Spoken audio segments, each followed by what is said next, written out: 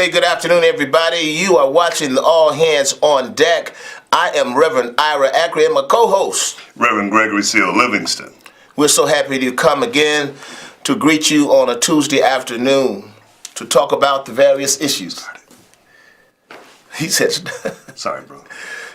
And so basically we just had a technical glitch, but we're back. And today we're going to say happy birthday to Dr. Martin Luther King in heaven. Amen. It's his 90th birthday. 90th birthday. That's right. He's been gone now for what's that, 51 years? It's amazing. 51 years. He died at 39. Isn't it amazing when you think of Dr. King, honestly, you don't really think of a 39-year-old guy, No. a 39-year-old pastor. When you think of Dr. King, honestly, you would think that he was 53 years old or 55. Or 56. You got it. Right in his prime, right? Right. Making the difference. That's right. But anyhow, if you're listening today, if you're watching, if you're on Facebook Live, wherever you are, if you're looking on YouTube, watching All Hands on Deck, please, ma'am, please, sir, give us a call at 312-738-1060 and tell us what Dr. King means to you. He says that everybody can be great. That's right. That's right. Even the street sweeper.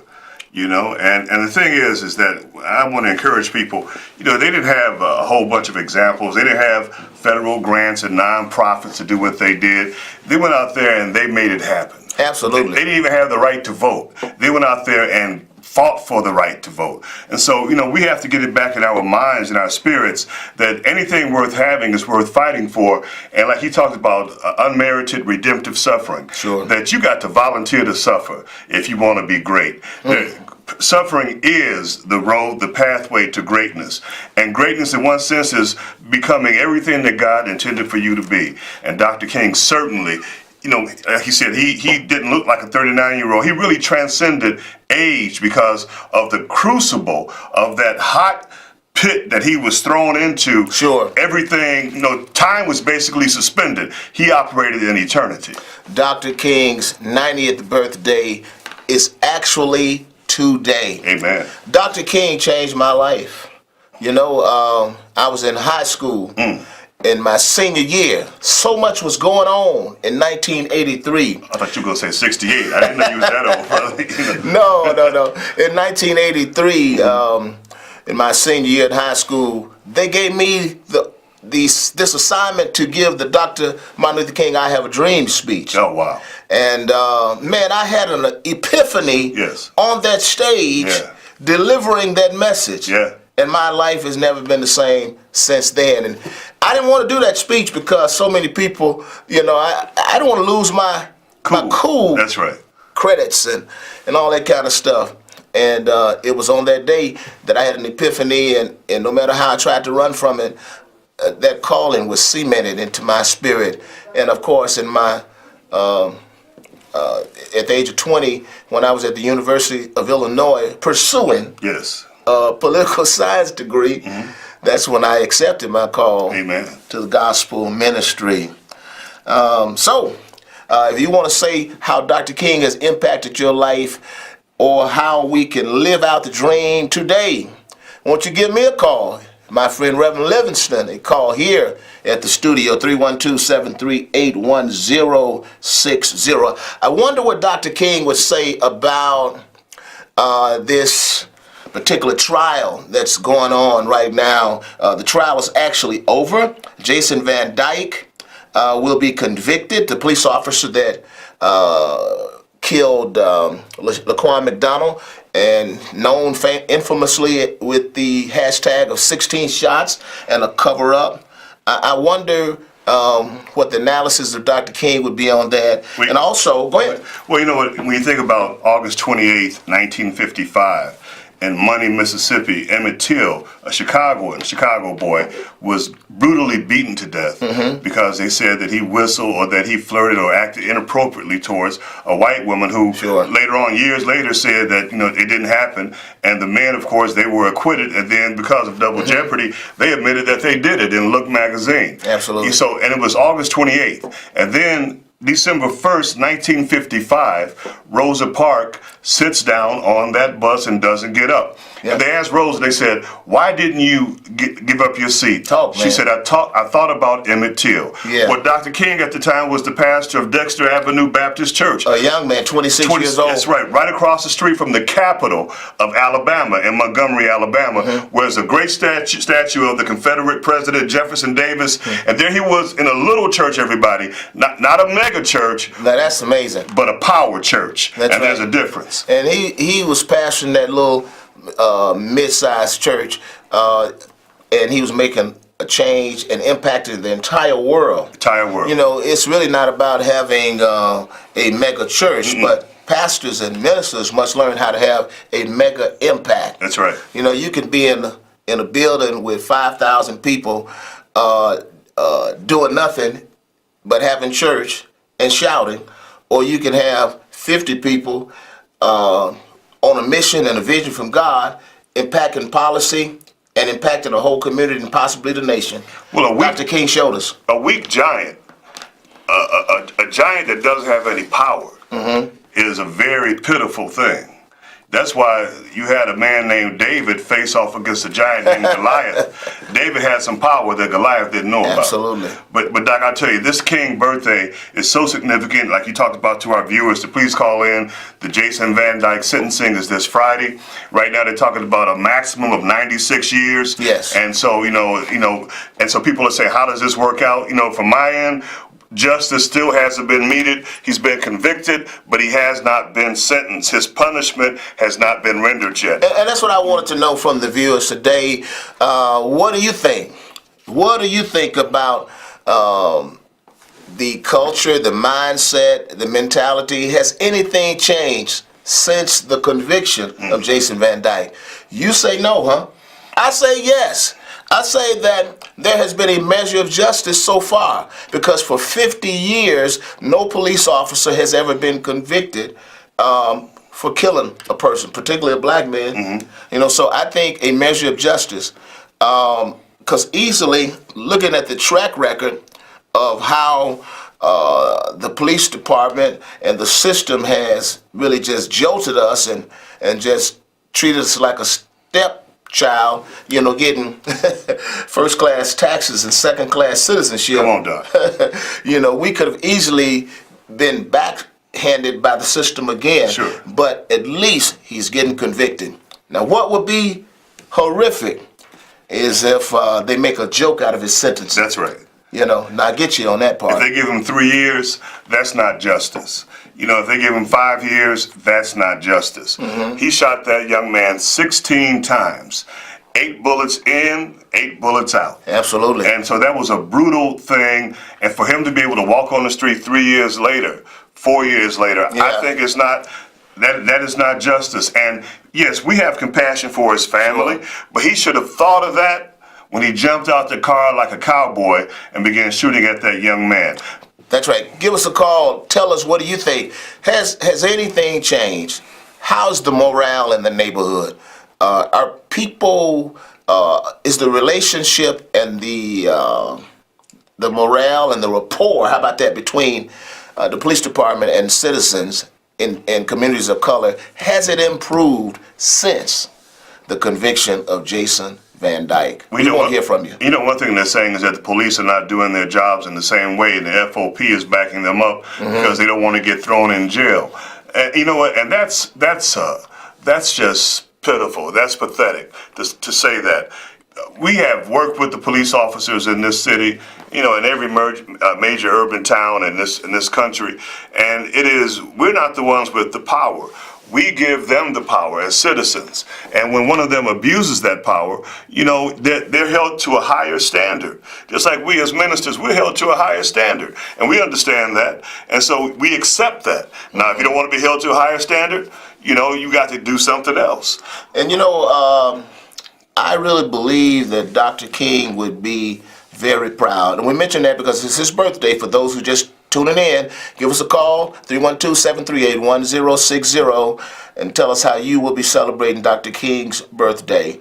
And so simply, I think we'd be very proud of how the communities came together, how ministers stood up. Some ministers who normally were afraid of the powers to be got courage from somewhere. Sure. From somewhere. Sure. Of course, you never been in that bag. and then you had young activists who were birthed. Yes.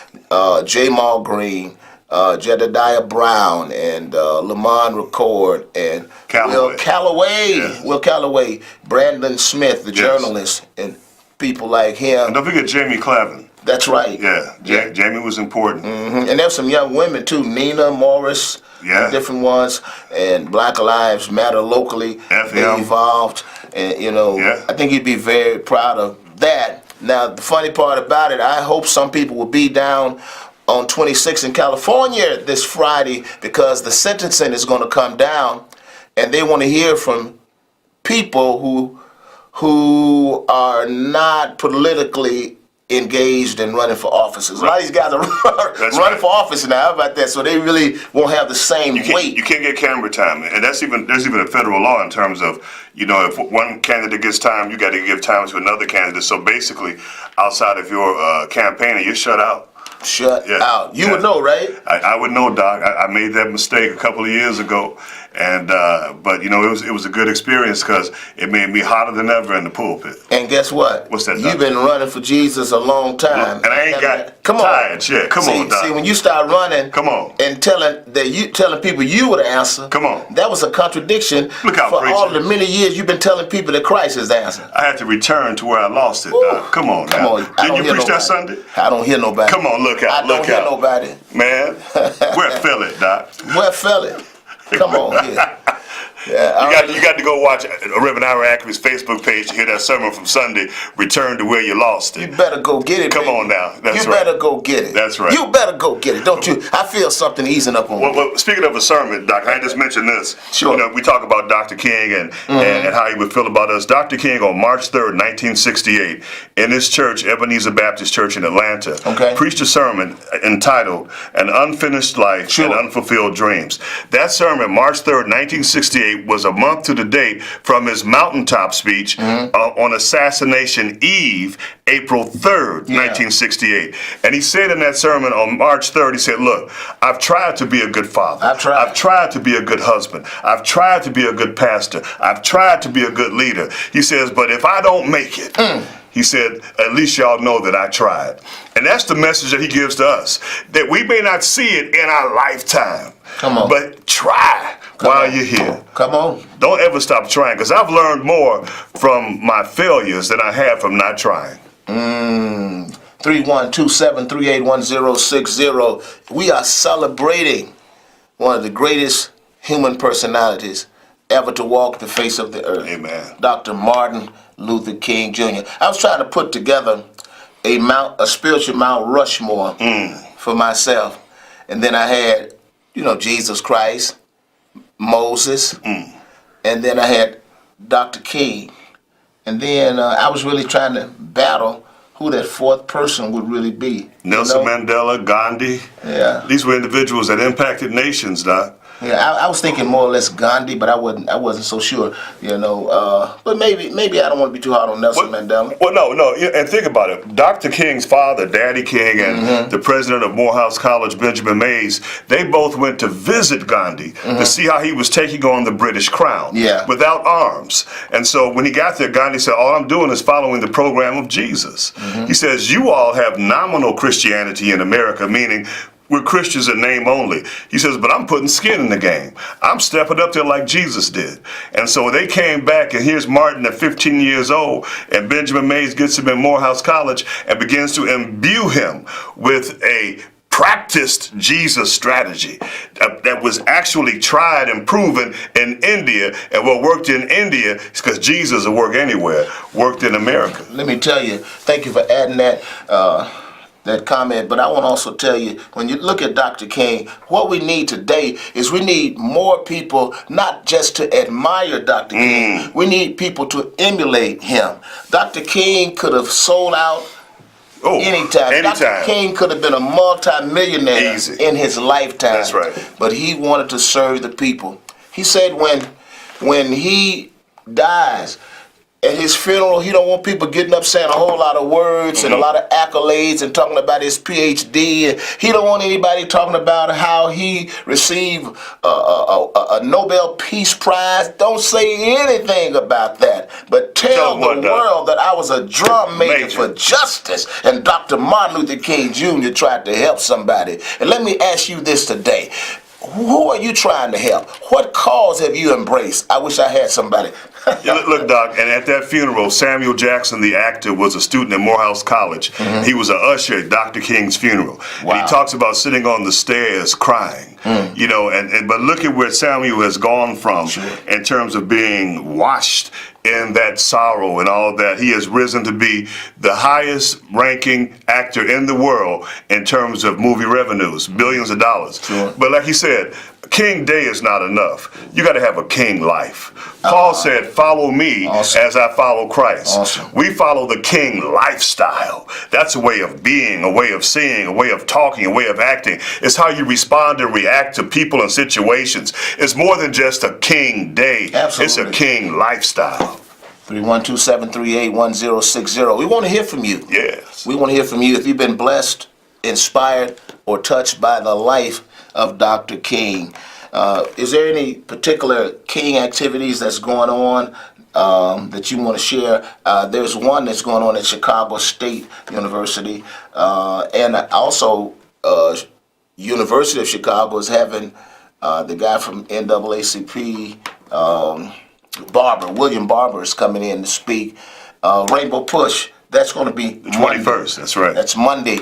Listen, everybody need to try to get down there and support the Reverend Jesse Jackson's Rainbow Push Coalition. This is a day where they give scholarships away. I mean, real scholarships for real, buddy, you know, and we need to support it. And Reverend Jackson worked with Dr. King. He was a son. That's right. He was there when Dr. King got felled, as it were, on the balcony of that Lorraine Motel. Absolutely. You know, Reverend Jackson has been going through some physical health challenges, and it's good to hear what he has to say as being a right there witness about what it was like to be with Dr. King and what that phenomenal experience did to him as a person as well. Absolutely. There's another thing that it's in the news that I wanted to mention, and that is that yesterday was the 14th. Yes, sir. It was the first day in 2019 that there was no shootings, period. Was that because J.B. Pritzker was inaugurated and all the criminals were in Springfield? If I was J.B., if I was J.B., I would spin that and say, look, since I've been in office for all my time, zero, no violence. That's right. You made the right choice. Come on. You know, what do you think attributes that? First of all, I was contacted by one of the news outlets, and they asked me. It was actually Bernie Tafoya from WBBM Radio, and so he called me off guard because I hadn't sent out any release or nothing, but he know we've been out there on the case, and well, he said, "Does this mean anything?" I said, "Yes and no." What do you think? I mean, it's bad that one day of violence makes the news, but I'm certainly glad that we got one day, and we got to turn a day into days, and days into weeks, and then weeks into months. You know, you got to start somewhere. That's right. Amen. What do you think? Well, yeah, you know, when you look at, you know, a day in what's been called tragically Chirac, and there's been no action, no negative action and violence, one does have to say, why did that happen? Let us analyze why that happened to see how we can keep that happening. It's kind of like a sport. You know, you got something good as a player that works, and you run that play and you get success, and you try to say, okay, how can we build on that? So how can we build on nonviolence? Because it's significant that nonviolence was the eve to the peacemaker's birthday. Isn't that amazing? Yes, sir. Isn't that amazing? How poetic was that? Let me tell you, I really want this violence to continue to spiral down because honestly, not only is it good for our community, good for our people, and gives everybody an opportunity to pursue the tree of life, I also think that it checks some people when that happens because my good friend, I call him an honorary member of my church, and your co-organizer of the Lakeshore Drive shutdown, he has said many times that Black Death is a hustle. That's right. And so many people make money on Black Death. Yes. Isn't that sad? That's right. So many people build institutions on Black Death, get grants on Black Death, social service programs on Black Death. Yes. It's egregious that's going on. So we really need to allow those numbers to come spiraling down even more. Well, one thing I want to work on this year, Doc, is that this is the 400th anniversary of Africans coming to the shores of Jamestown, Virginia, and being beaten into slavery. And so when we talk about Black Death as a hustle, when we talk about Black oppression, when we talk about those things, this is the 400th anniversary of that. And the vestiges of that time are still with us today. And it goes to show, just because a law changes, it doesn't mean people's heart change as well. Right. So, the law and the culture don't always track. People will say, well, the law has changed. So what? They say it's wrong to do X, Y, Z. Well, if you still want to do it and you feel like you won't get caught, you do it. Until the law changes in your heart. Yeah, you can't, no matter what, you cannot legislate morality. That's right. That's just a fact. And I often even add to that, you cannot legislate love. And what Dr. King said is that we can't legislate morality, but we can moralize this legislation. These are immoral laws, and we need to moralize these laws. I like what you put on your Facebook page today. It was very profound. I want you to refer to that when you talked about how people are looking at what's politically correct and what's economically expedient, and popular. But Dr. King didn't operate like that. Tell us how Dr. King operated. Dr. King basically said, and he caught me off guard with that one. But Dr. King said, look, he said it's not about what's popular. It's not about what's politic. It's not about what's philosophically vogue. What it's about is doing the right thing, even when everybody else is against you, even when nobody else understands. That to me was so crucial and key to who Dr. King was, because in that time, not only were whites against him, but his own people were against him. But he had a model, Dr. Ackery. His model was a man named Jesus Christ. Yes. The Bible says he came unto his own, and his own received him not. He gave us on everything he had. So Dr. King not only freed or liberated Black people and the oppressed, he also freed and liberated the oppressor, because he took the Christological, that big seminary word, the Christological model of substitutionary atonement. He allowed himself to be the lamb. But my brother, there is certainly an enormous price to pay when you take the path of a Dr. King, a Moses, and a Jesus Christ himself. Because when you speak truth to power, you will be opposed by the people that are in power. Yes, sir. Consistently and with continuity. That's right. Listen, it's been a great show. This is show number 2. We hope to bring in some people moving forward to talk about this next election that's coming up. It's wide open. Hey, you got folk on TV lying about their involvement in some of these situations that involve Jason Van Dyke. You really do. You really do, because I'm going to tell you something. I held a bunch of press conferences down on the 5th floor of City Hall. Don't do it. And I never saw nobody coming across the hall from the county side to say, we're with you about Rahm resigning, about Jason Van Dyke, and about Laquan McDonald's unjust murder, if you will. And so for those of us that were out there, that were in City Hall, that were on Michigan Avenue, that were in the streets, we can tell you the folk who were there and were not there. Let me ask you, what political leaders did you see there? None. No, there was one there. Come on. Who? Richard Boykin came out. Well, I guess he's not in office anymore, right? So I guess that doesn't count, huh? Well, I love But he was in office then. Yeah, but you know what? I didn't see him. But that's not. We marched around City Hall 16 times. Oh, I remember that march. I'm talking about that. That was the parade. I'm talking about the demonstration where we broke the law, like you talked about this summer, Doc. Okay. We went down Michigan Avenue and we disrupted commerce. And the Michigan Avenue Retail Association called us up and said, "Please don't do that." Well, I can't just say if they didn't come to that march that they weren't a part of the fight. There were a lot of little activities that were going on. Listen, we're out of time. We're out of time. Not out of town. We're out of time, but we need to get out of town. Look at last week, man. Thank you so much. You've been watching All Hands on Deck. Yeah. I'm your humble servant, Ira J. Akron, and this is our great leader from the Rainbow Push from National Action Network. He's a major civil rights leader. He's on the case. What is his name? Gregory Seal Livingston, the humble servant of the great preaching machine, singing machine, Pastor Reverend Dr. Ira Joe Akron. See you next week. Amen.